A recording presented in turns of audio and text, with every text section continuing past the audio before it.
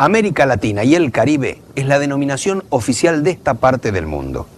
Es la región que más nombres por sumatoria posee, fruto de curiosos bautismos y agregados. ¿Por qué América? ¿Cuándo y por qué surge el complemento de Latina? ¿Por qué Caribe, un término indígena para incorporar sociedades sajonas y paradójicamente completar la denominación oficial de la región, excluyendo de ella a sus pueblos originarios? Hoy vamos a recorrer la historia de los nombres propuestos o impuestos, perpetuados u olvidados para esa tierra y su gente. Nombres que implicaron distintos proyectos y formas de pensar esta parte del mundo. Bienvenidos a Explora América Latina.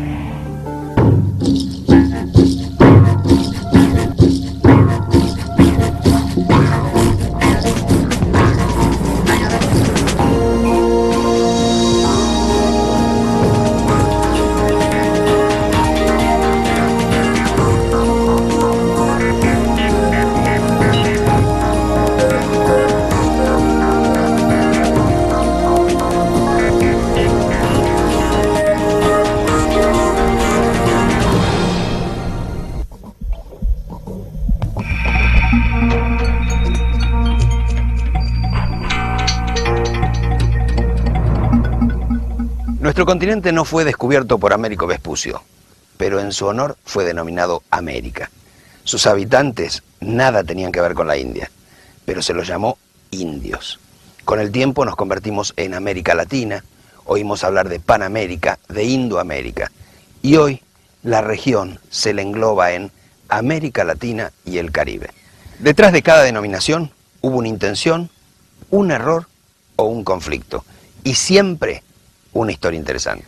Entonces, para conocer nuestro lugar en el mundo y su gente, vamos a empezar por la historia del nombre o los nombres de esta tierra que por extrañas circunstancias se bautizó América.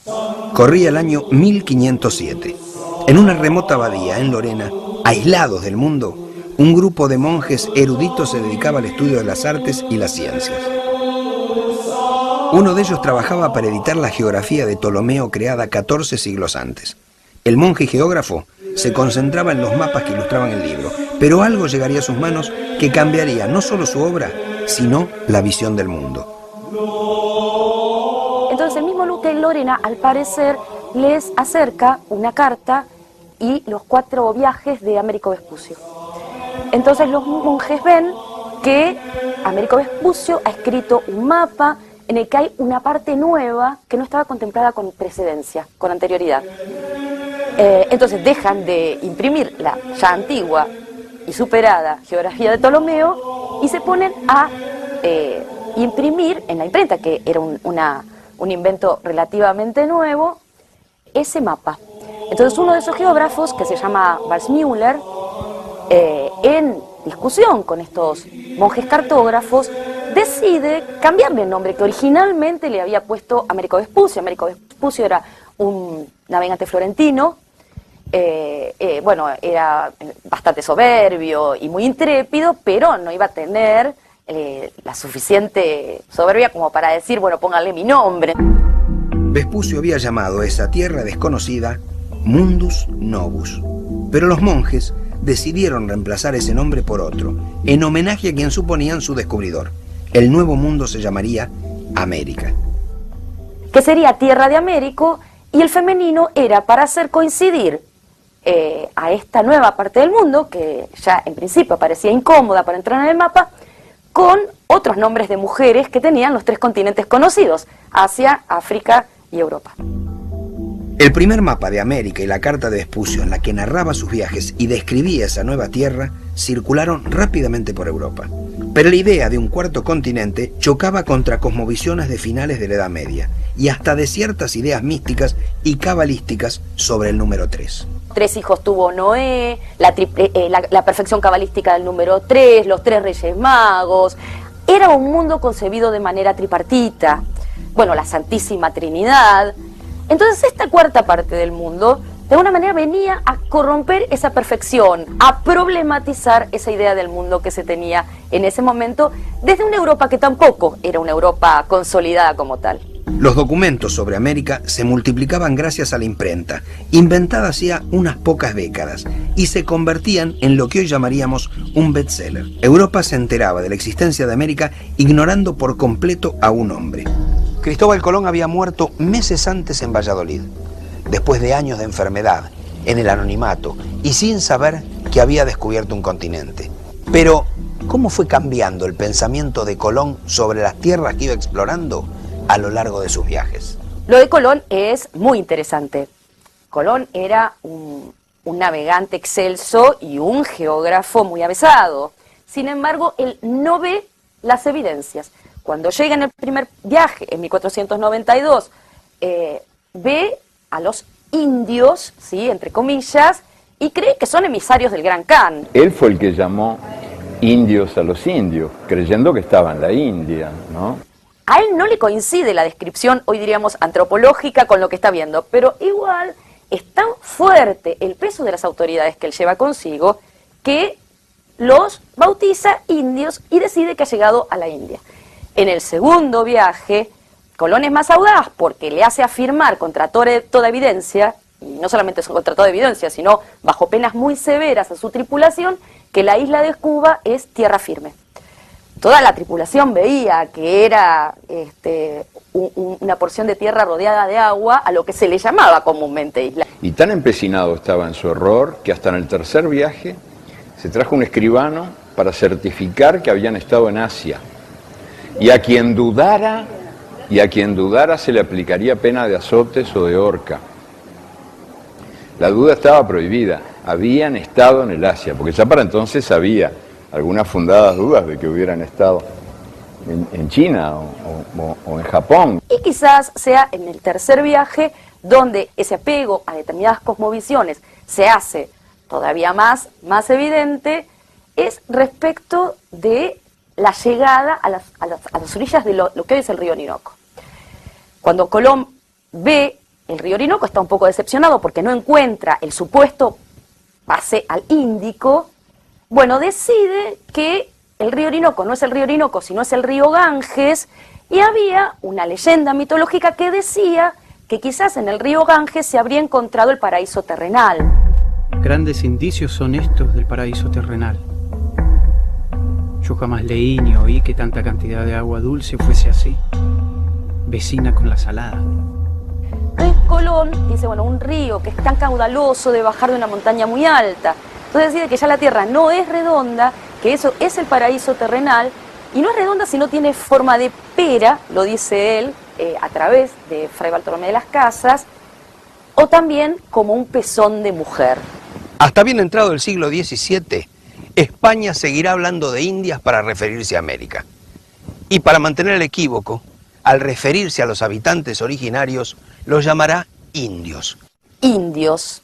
Indios no es una categoría étnica, no es una categoría geográfica, no es una categoría social, sino que es, como dice un antropólogo muy conocido, la mención de los vencidos. Lo cierto es que la palabra indio tomó carta de ciudadanía y terminó denominando al conjunto de las poblaciones nativas originarias de América Latina al momento de la llegada de los europeos. No pasaron tantas décadas para que se dieran cuenta que esto no eran las indias, pero el concepto de indio quedó. No son aztecas, ni araucanos, ni calchaquíes, ni mapuches, ni toltecas, ni mayas. Son simplemente indios. Una manera de borrar sus múltiples identidades originarias. Y también incluso se transformó, en el caso de en todos, digamos, los códigos coloniales, en categoría jurídica. Indio también es una categoría jurídica. Y posiblemente es la palabra que nos queda con sus cargas más peyorativas, más deshumanizantes. Yo creo que indio es una palabra, parece medio despectiva. Yo creía que son aborígenes o bueno, gente autóctona del lugar que ha nacido y que sus antepasados son del lugar. Es una persona nativa de su tierra. Un indio para mí en cualquier país, raíces. Indio tiende a generar imágenes de sojuzgamiento, de barbarie, de inferioridad. Por eso los pueblos originarios, la mayor parte de ellos rechazan ser llamados indios. Cada vez que vos decís indios ya sabés quién estás hablando, no estás hablando de un hindú, estamos hablando de nosotros, así que Si es por la expresión o por entrar en un código de referencia, para mí no es importante qué nombre. Ahora, si esto implica el reconocimiento de pueblos, el reconocimiento de uno mismo como un sector de la humanidad con la importancia que lo tiene, entonces sí, estoy de acuerdo que se encuentre la nomenclatura adecuada y elegida por nosotros y en consenso, ¿no?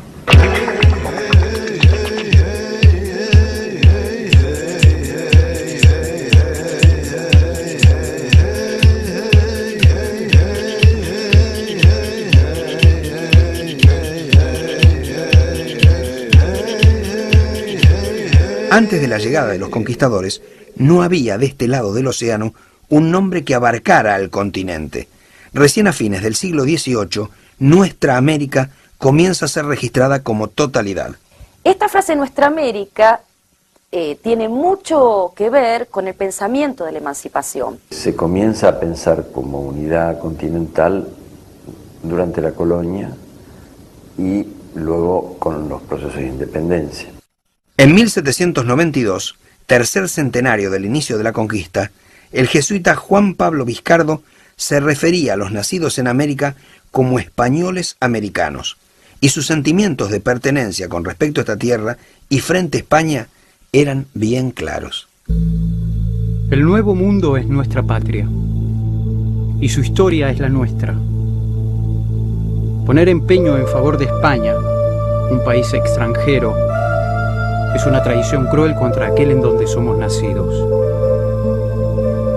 El patriota venezolano, Francisco de Miranda, divulgará la frase Nuestra América, marcando una frontera respecto de España, un primer paso de identidad al que se sumará una propuesta de unidad de las excolonias. Quien formula eso con mayor precisión desde el campo político, pero también un intelectual político como era Bolívar. Bolívar, que no solamente emprende una tarea de estrategia continental, también va a tener esta idea de posesión del Nuestra América, pensando siempre que estos sectores, el posesivo nuestra de estos sectores criollos, quería decir blanco, propietario, hispanohablante, que era el considerado ciudadano en esa época en el marco liberal, no solamente en América Latina, sino también en Europa. No somos europeos, no somos indios, sino una especie intermedia entre los aborígenes y los españoles.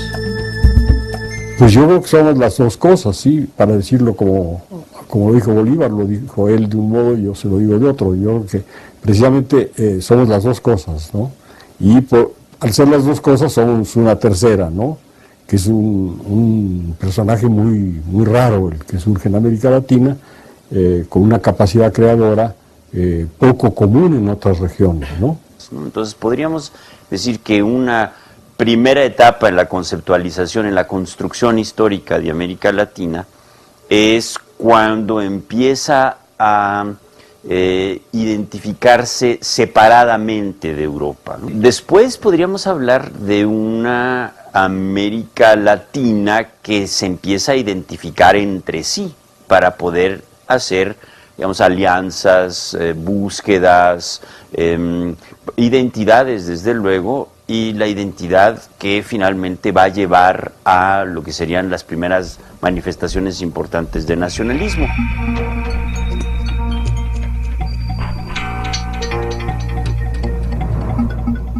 En 1848, Napoleón III es elegido presidente de Francia. 4 años más tarde es proclamado emperador. El hecho parece distante y ajeno a América, pero en 1862 Napoleón III decide intervenir en México y en una carta al jefe del cuerpo expedicionario, el general Forey, le explica los motivos. Tenemos interés en que la República de Estados Unidos sea poderosa y próspera, pero no tenemos ninguno en que se apodere del Golfo de México y dominen las Antillas y América del Sur. Si México conserva su independencia y mantiene su territorio, si con el apoyo de Francia se consolida en él un gobierno estable, habremos devuelto a la raza latina del otro lado del océano su fuerza y su prestigio. Se nos impone el deber de intervenir en México. Francia instaló un emperador, Maximiliano de Habsburgo, una emperatriz y una corte francesa. El enviado se instaló aquí, en el castillo de Chapultepec, pero la aventura duró muy poco, porque los juaristas apresaron y fusilaron a Maximiliano. Fue en el contexto de esa política expansionista de Francia que se propagó el término América Latina. Uno podría hacer pensar que el descrédito de esta invasión, o que produjo esta invasión, habría hecho perder de vista el nombre Latina. Sin embargo, esto tenía otras aristas, porque suponía la adscripción al Imperio Romano Germánico y también a la Iglesia Católica, en una romanidad muy incluyente, inclusiva y sobre todo muy antigua. También tenía que ver con un linaje que se oponía al sajonismo. Quizá la ventaja mayor del nombre América Latina es que nos permite entendernos más fácilmente entre nosotros y con el mundo. Es el nombre más reconocido, que más circula. Sabemos aproximadamente dónde empieza y dónde acaba. También parece que, como muchos otros nombres, tiene el valor de las convenciones compartidas, no tanto la correspondencia con una realidad que es muy diversa y es difícil designar con una sola palabra. Yo creo que América Latina es un pueblo que en general es uno solo. Una región bastante atrasada, con perspectivas de cambio según algunos movimientos que hay. Bueno, América Latina para mí es una gran familia. América Latina es un conjunto de seres humanos que desafortunadamente estamos divididos por fronteras. Un sentimiento como de hermandad, de vínculos entre los pueblos que pertenecen a ella, ¿no? Un sueño de hermosura, es una cultura preciosa de la que todos tenemos que estar orgullosísimos. América Latina para mí es mi pueblo. Digamos, América Latina es un lugar grande o es un lugar latino, ya está lejos, no creo, pues. No creo que se pueda hablar de una identidad latinoamericana. Mi idea y la de muchos que estudiamos y escribimos sobre América Latina es que América Latina es más bien un espacio sociocultural compartido. No es sencillo pensar hoy la idea de cierta comunidad identitaria en América Latina. Entre otras cosas porque hay muchos defensores de la idea de cierta comunidad de destinos, de cierta historia común, de la idea del mestizaje, por ejemplo, que es una idea en la cual podrían encontrarse las distintas sociedades y estados-naciones que forman parte de América Latina. Pero así como hay muchos defensores, también los hay detractores de esa idea. Cuando hablamos de que es más bien un espacio sociocultural, lo pensamos como un lugar dinámico, en transformación, en el que habitan muchísimas identidades. Solo grupos indígenas hay más de 400. Los latinoamericanos somos resultados de muchísimas mezclas, por suerte. Eso es lo mejor que tienen estas tierras. Son tierras de la diversidad, son reinos de la diversidad. A mí muchas veces me dicen, pero vos que hablas tanto de América Latina, ¿qué se parece un haitiano a un argentino? Por favor. Qué suerte que no se parezcan. Y qué suerte que sean parte de la misma realidad. Y que puedan reivindicar un origen común y hasta trabajar juntos por un destino también común, siendo tan diferentes. Porque si no nos moriríamos de aburrimiento. La diversidad americana es una de las lindas cosas que América puede ofrecer al mundo. La Habana, tierra natal de José Martí, apóstol de la independencia de Cuba, por la que luchó y murió en combate en 1895. Un siglo antes, también en el Caribe, comenzaba el ciclo de las independencias, cuando en Haití, colonia francesa, estalla la revolución de los oprimidos, los esclavos negros. Y será Martí, luchando por la libertad de las últimas colonias, quien al referirse a nuestra América, incorpore esos sectores, los marginados, los pobres de la tierra, como actores y protagonistas. Aquí en Cuba, Martí, antes de los 20 años, ya había estado en prisión por su actividad revolucionaria. Luego llegaría el destierro, España, distintos puntos de Latinoamérica, Nueva York. Pero lejos de su patria, Martí siguió luchando, con sus escritos, sus discursos, su prédica, y no solo por el fin de la dominación española en su tierra. Martí insta a una segunda independencia, es decir, primero a la independencia respecto de España, y alerta también contra el expansionismo norteamericano, sobre todo en Caribe y el Istmo, pero no solamente sobre eso, Martí lo dice muy claramente. Es un mundo lo que estamos equilibrando.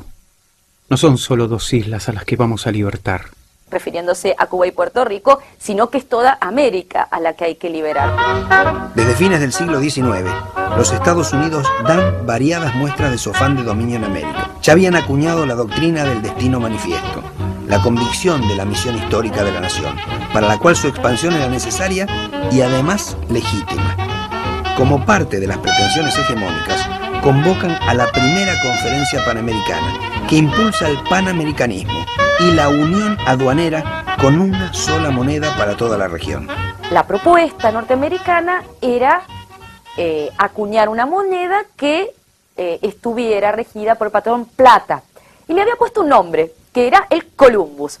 Y las cancillerías latinoamericanas, y esto lo escribió muy claramente José Martí, que de ninguna manera América Latina podía adoptar ese patrón plata, y alerta sobre algo que después va a ser recurrente en parte del discurso político latinoamericano. El pueblo que compra manda. El pueblo que vende sirve. Hay que equilibrar el comercio para asegurar la libertad. Por eso, atarse al patrón plata era atarse a los Estados Unidos, cuando en realidad las economías latinoamericanas tenían muchísimo más complementariedad con las economías europeas, más precisamente con la economía británica. El panamericanismo planteaba la oposición de América, liderada por los Estados Unidos, frente a Europa, una idea que Martí combatía desde sus páginas. Contemporáneo a estas políticas de los Estados Unidos, el autor uruguayo José Enrique Rodó escribe El Ariel, una obra que tendría un gran impacto en su generación. José Enrique Rodó, en ese libro, en El Ariel, habla de la nordomanía, ¿no? Que esa lo que él llama, es una crítica muy profunda al utilitarismo y a los valores asociados con el capitalismo norteamericano, y la nordomanía es esa fascinación por la cultura del norte de los Estados Unidos, ¿no? Tenemos nuestra nordomanía. Es necesario ponerle los límites que la razón y el sentimiento señalan. El libro de Rodó es un llamado, digamos, a una especie de hermandad latinoamericana capaz de resistir esa influencia maligna y creciente de los Estados Unidos sobre nuestro continente. En el próximo bloque, las visiones racistas de nuestras sociedades, los términos que surgen en los años 20, Indoamérica, Eurindia, la inserción actual de Latinoamérica en el mundo y las relaciones y el contraste entre Latinoamérica y los Estados Unidos.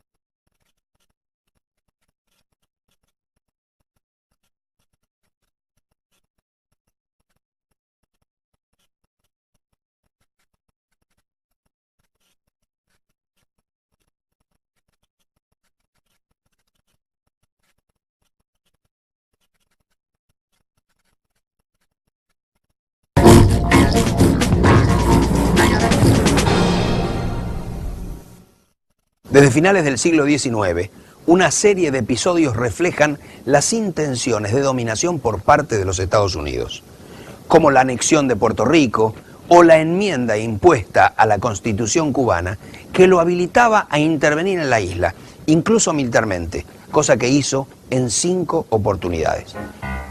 El presidente Roosevelt sostuvo que su país podía intervenir en cualquier nación latinoamericana culpable de actuar incorrectamente, y luego proclamó el corolario a la doctrina Monroe. Estados Unidos debía ejercer un poder policial sobre Latinoamérica. En la primera década del siglo XX, Roosevelt apoyó la revolución de 1903 en Panamá para luego adquirir el territorio del canal. También intervino en la República Dominicana, también en Cuba, y la tendencia seguiría y seguiría. Durante la década del 20, la Marina de Guerra norteamericana invade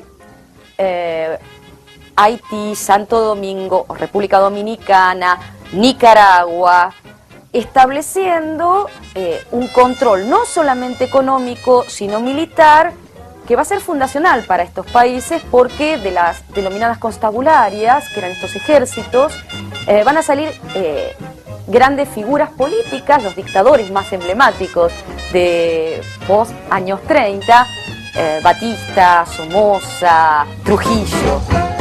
Esta política de los Estados Unidos hacia Latinoamérica fue llamada oficialmente por el mismo Roosevelt la política del Big Stick, del gran garrote. Y como dato curioso, en 1906, Roosevelt recibió el Premio Nobel. Fue el primer estadounidense en obtenerlo. ¿Cuál Premio Nobel? El de la Paz, por su mediación en la guerra ruso-japonesa. A un siglo de aquel premio y de aquella política, ¿cuál es hoy el sentimiento de los latinoamericanos hacia el país más poderoso del continente? Lo preguntamos muy especialmente por ser su país limítrofe y socio comercial en México. Hay una especie de divorcio ahí entre lo económico y lo cultural, porque en las relaciones comerciales el 90% de lo que hace México está relacionado con Estados Unidos. Económicamente, pues dependemos de ellos. Nos tiene muy sometidos. Estados Unidos es una gran potencia y pues México depende de ella. Por la lengua y por la historia, México está mucho más disponible para relacionarse con América Latina. En América Latina, en México hay historia. Entonces, si lo vemos desde ese punto de vista, México es más de América Latina.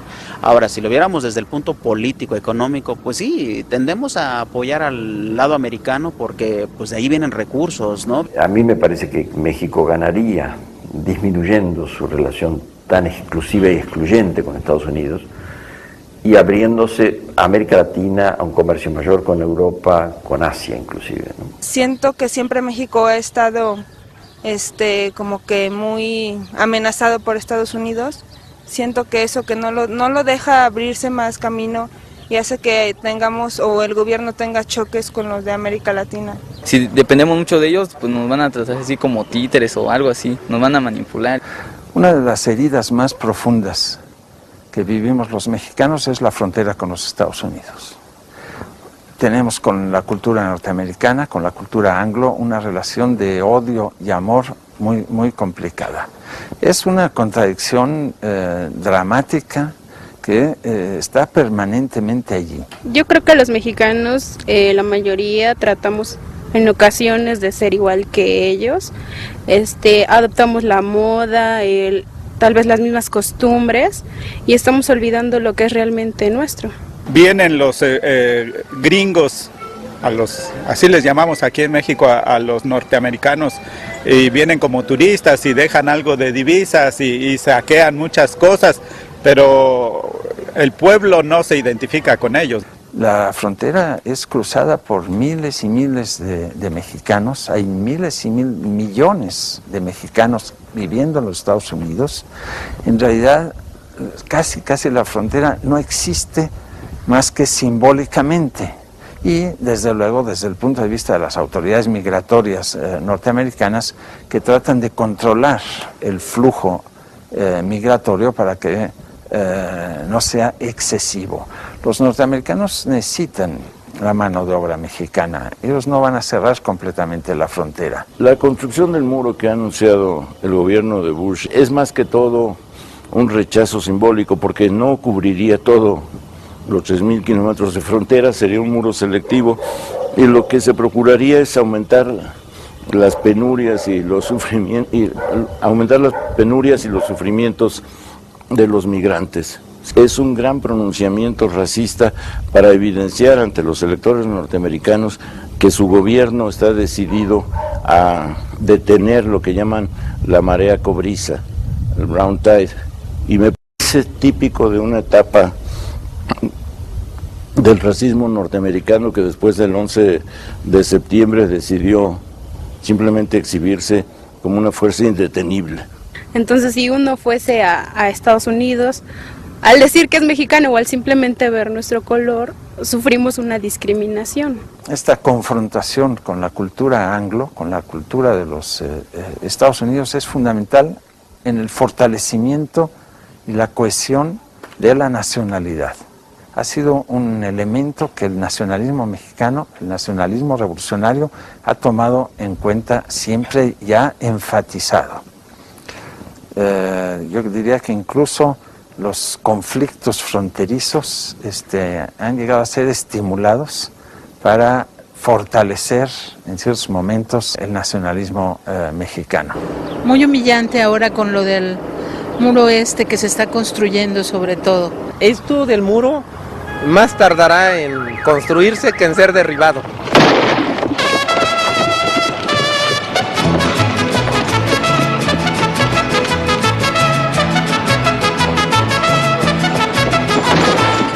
La primera década del siglo XX se caracterizó por una interpretación muy particular de los fenómenos sociales.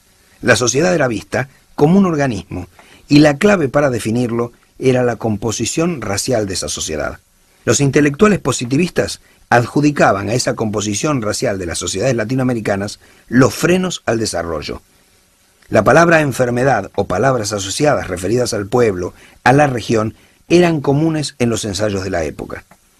Continente enfermo, pueblo enfermo, la enfermedad de Centroamérica, manual de patología política.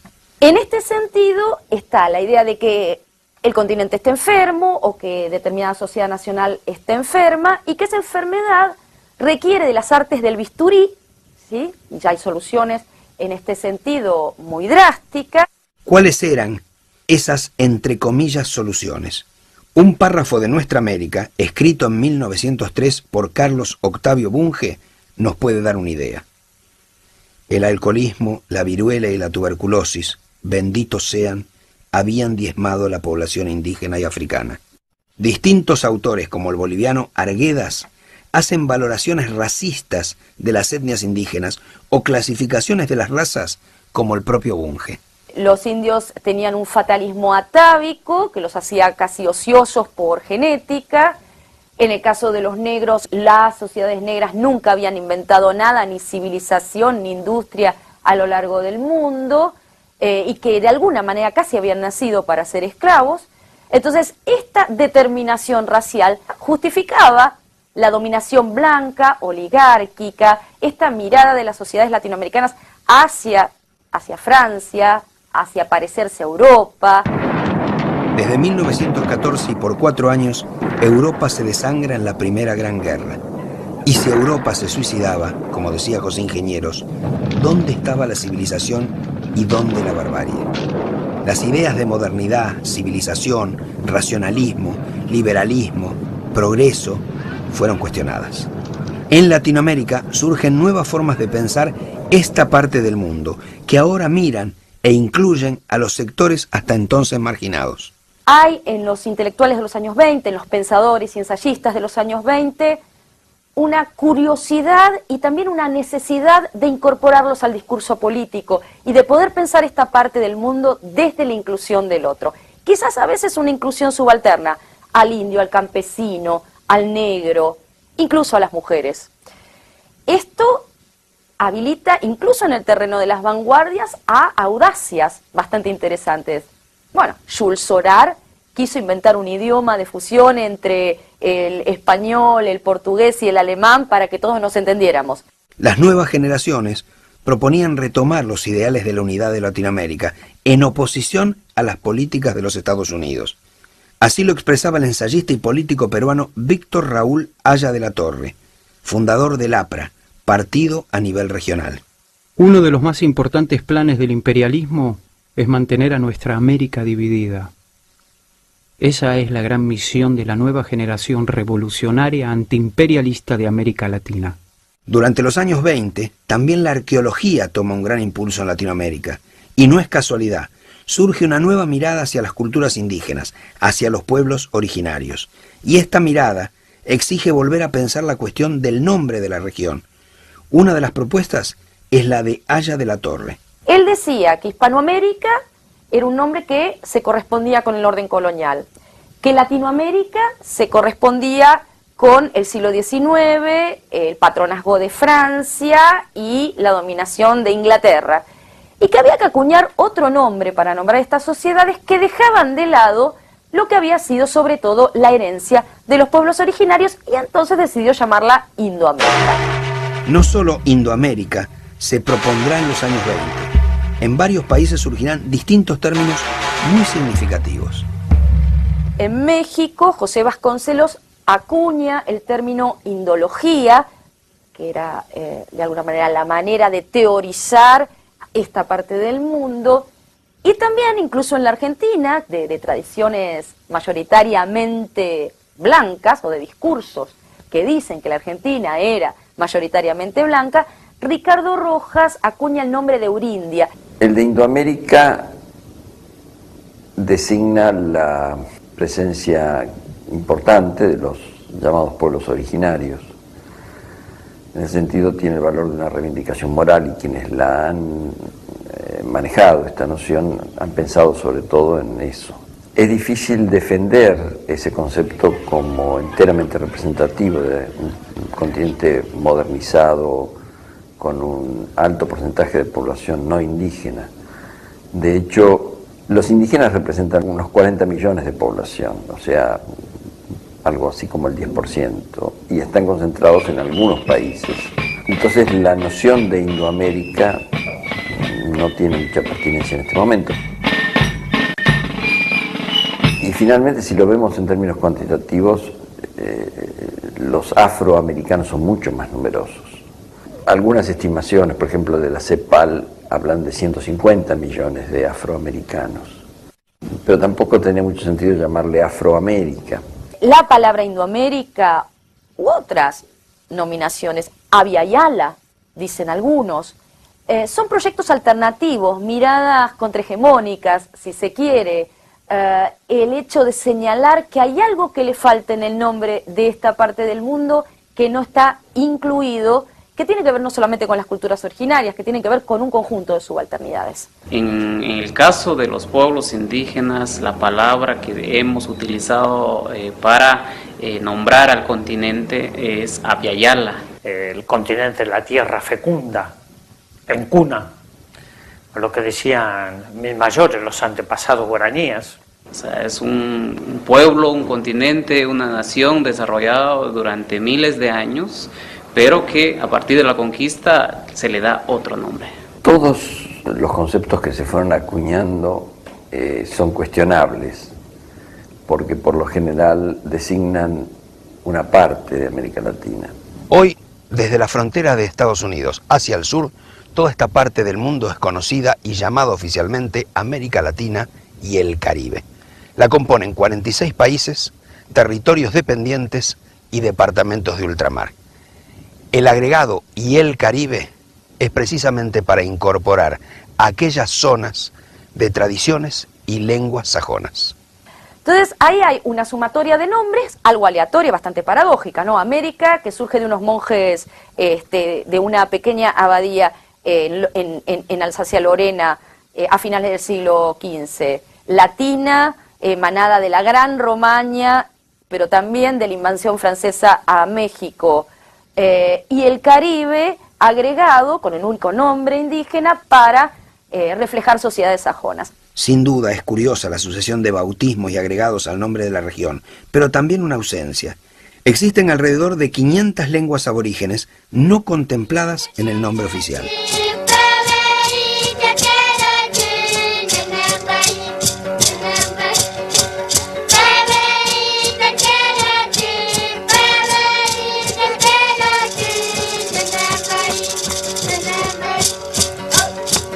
La diversidad de las lenguas es una bendición del cielo, como todas las diversidades de las culturas que nos salvan de la monotonía. En Guatemala se hablan 22 lenguas amerindias y 2 criollas en su costa del Caribe, el afrocaribeño y el inglés criollo. Lamentablemente, a través de las sucesivas dominaciones, se fue marginando, silenciando y tratando de que esa lengua desaparezca. En Perú se estima que un 25% habla o quechua o aymara y una minoría alguna de las 41 lenguas de la Amazonia. La diversidad de las lenguas es parte de una diversidad cultural que es lo mejor que el mundo tiene. Lo mejor que el mundo tiene está en la cantidad de mundos que el mundo contiene. Últimamente se ha discutido mucho el tema de las lenguas. Hubo un congreso de la lengua y otro congreso de las lenguas. Y esto un poco refleja aquellas subalternidades que no están incorporadas no solamente a partir del nombre. El nombre es una excusa para, de alguna manera también, advertir quiénes son los sujetos que están excluidos o han estado excluidos, y no necesariamente, aunque sí principalmente, fueron los pueblos originarios, pero también son los pobres, los negros, los mestizos, los cholos, los rotos, y todas esas denominaciones que aparecen en América Latina, los que viven en las callampas, los que viven en las villas miserias, los que viven en los cantegriles, los que viven en los pueblos jóvenes, también no entran en el mapa. ¿Cómo reflejar o definir las sociedades latinoamericanas? El filósofo Roger Bartra apela a una curiosa metáfora, utilizando una de las criaturas más misteriosas de la naturaleza, el axolotl, también un ser de la mitología azteca, un símbolo para los surrealistas y un problema para el científico alemán von Humboldt, porque no era clasificable en ninguna de las categorías conocidas. Yo tomé en buena medida de Cortázar, de un cuento de Cortázar, la idea del axolotl como una metáfora para describir a las sociedades subdesarrolladas de América Latina. Esa imagen es tremendamente poderosa porque el axolotl, que es un animal muy especial porque es una larva que desarrolla la capacidad de reproducirse. Es como si un niño pudiese reproducirse y formar una sociedad de niños. ¿Qué quiere decir eso? Que el axolotl en realidad es la larva de una salamandra que no llega jamás a la metamorfosis.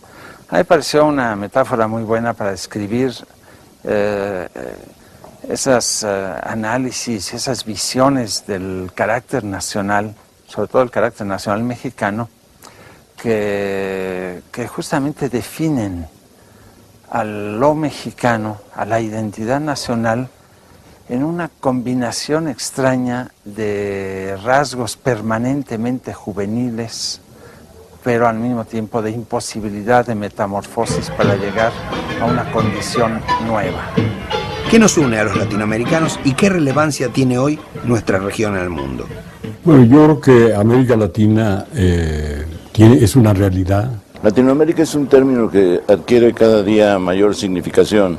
Es una realidad basada en una lengua común, en una historia común, en una cultura común, en una religión predominante también igual, y le da este tipo de semejanzas a todo un continente, el carácter de una civilización, si podemos emplear ese término, muy significativa a nivel mundial. Lo latinoamericano radica en la semejanza de las ciudades, la coincidencia de las franquicias, el interés por la condición de la lengua, la mayoría, la profesión católica de la mayoría, la decisión de la democracia que se ha vuelto, junto con sociedad civil, uno de los términos más oídos y de pronto más entrañables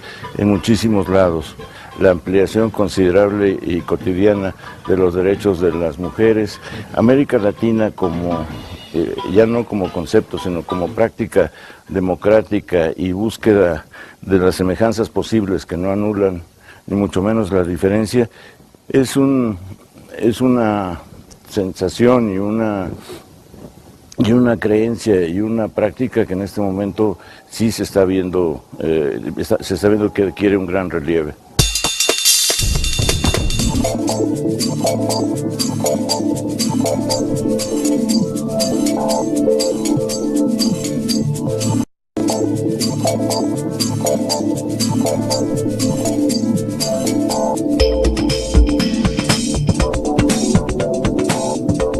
América fue la última región en entrar en el mapa, con un nombre producto de un error y la fuerza de más de una paradoja.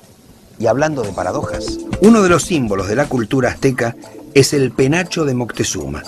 En 1519, el propio Moctezuma se lo regaló a Hernán Cortés. ¿Dónde está hoy ese símbolo de una de las civilizaciones prehispánicas más notables de América? En un museo en Viena.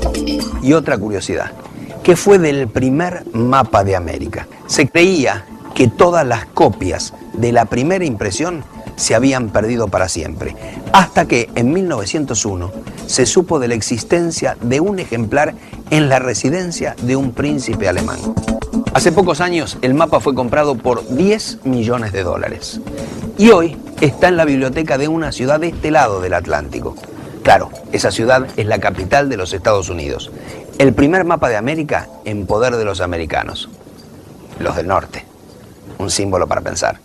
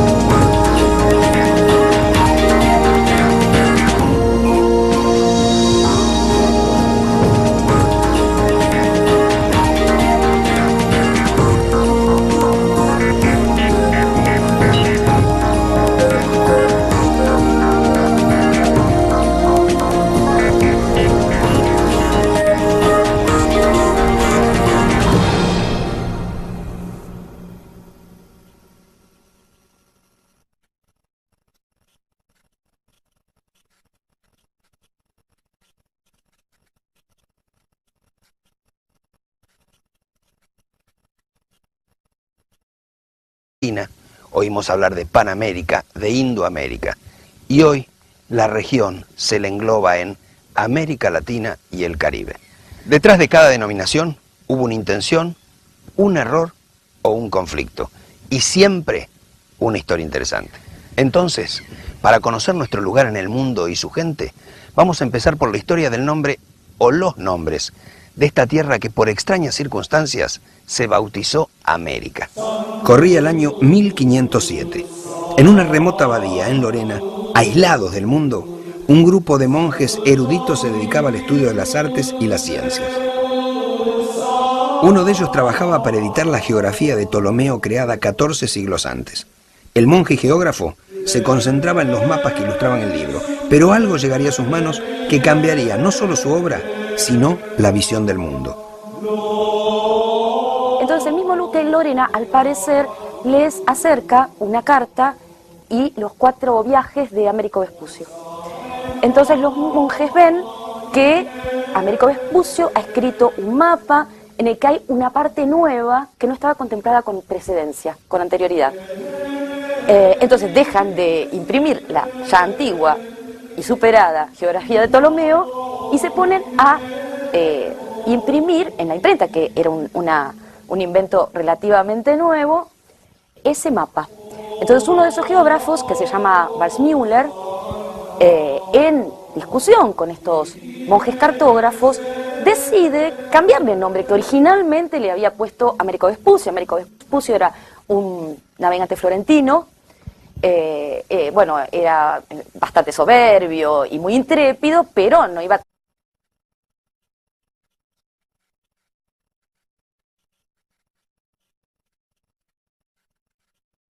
América Latina y el Caribe es la denominación oficial de esta parte del mundo. Es la región que más nombres por sumatoria posee, fruto de curiosos bautismos y agregados. ¿Por qué América? ¿Cuándo y por qué surge el complemento de Latina? ¿Por qué Caribe, un término indígena para incorporar sociedades sajonas y paradójicamente completar la denominación oficial de la región, excluyendo de ella a sus pueblos originarios? Hoy vamos a recorrer la historia de los nombres propuestos o impuestos, perpetuados u olvidados para esa tierra y su gente. Nombres que implicaron distintos proyectos y formas de pensar esta parte del mundo. Bienvenidos a Explora América Latina.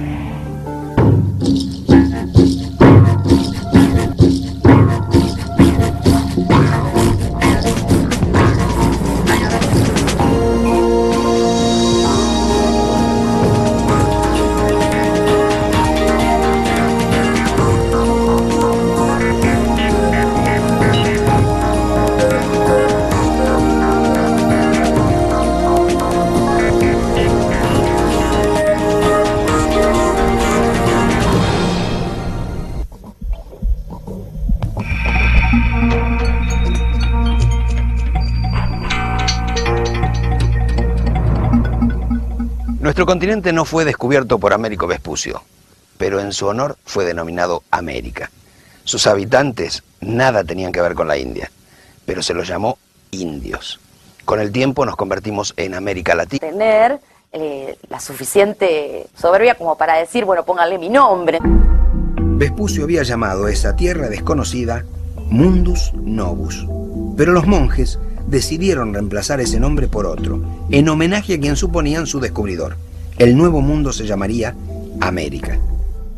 Que sería tierra de Américo, y el femenino era para hacer coincidir a esta nueva parte del mundo, que ya en principio parecía incómoda para entrar en el mapa, con otros nombres de mujeres que tenían los 3 continentes conocidos: Asia, África y Europa.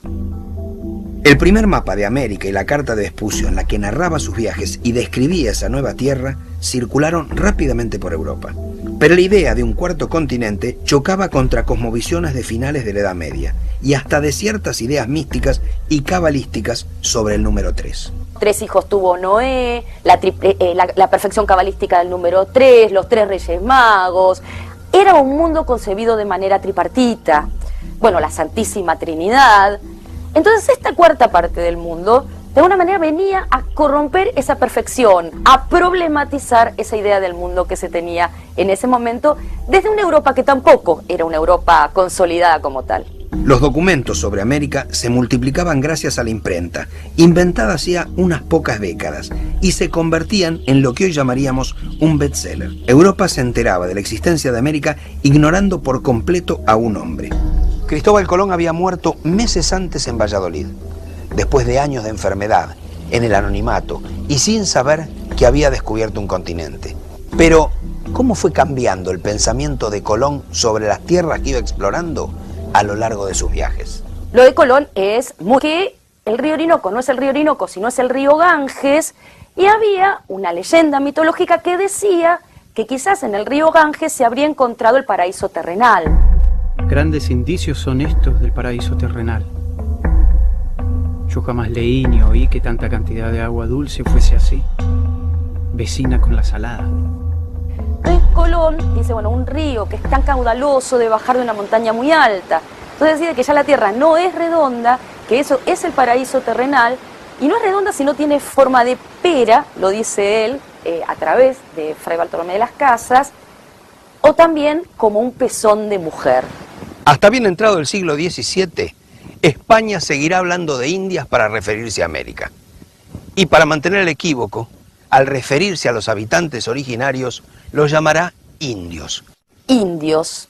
Indios no es una categoría étnica, no es una categoría geográfica, no es una categoría social, sino que es, como dice un antropólogo muy conocido, la mención de los vencidos. Lo cierto es que la palabra indio tomó carta de ciudadanía y terminó denominando al conjunto de las poblaciones nativas originarias de América Latina al momento de la llegada de los europeos. No pasaron tantas décadas para que se dieran cuenta que esto no eran las indias, pero el concepto de indio quedó.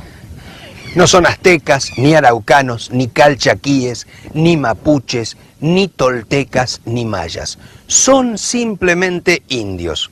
Una manera de borrar sus múltiples identidades originarias. Y también incluso se transformó, en el caso de en todos, digamos, los códigos coloniales, en categoría jurídica. Indio también es una categoría jurídica. Y fue interesante. Colón era un navegante excelso y un geógrafo muy avesado. Sin embargo, él no ve las evidencias. Cuando llega en el primer viaje, en 1492, ve a los indios, ¿sí?, entre comillas, y cree que son emisarios del Gran Khan. Él fue el que llamó indios a los indios, creyendo que estaba en la India, ¿no? A él no le coincide la descripción, hoy diríamos antropológica, con lo que está viendo, pero igual es tan fuerte el peso de las autoridades que él lleva consigo que los bautiza indios y decide que ha llegado a la India. En el segundo viaje, Colón es más audaz porque le hace afirmar contra toda evidencia, y no solamente contra toda evidencia, sino bajo penas muy severas a su tripulación, que la isla de Cuba es tierra firme. toda la tripulación veía que era una porción de tierra rodeada de agua, a lo que se le llamaba comúnmente isla. Y tan empecinado estaba en su error que hasta en el tercer viaje se trajo un escribano para certificar que habían estado en Asia. Y a quien dudara se le aplicaría pena de azotes o de horca. La duda estaba prohibida, habían estado en el Asia, porque ya para entonces había algunas fundadas dudas de que hubieran estado en China o en Japón. Y quizás sea en el tercer viaje donde ese apego a determinadas cosmovisiones se hace todavía más evidente, es respecto de la llegada a las orillas de lo que hoy es el río Orinoco. Cuando Colón ve el río Orinoco está un poco decepcionado porque no encuentra el supuesto pase al Índico.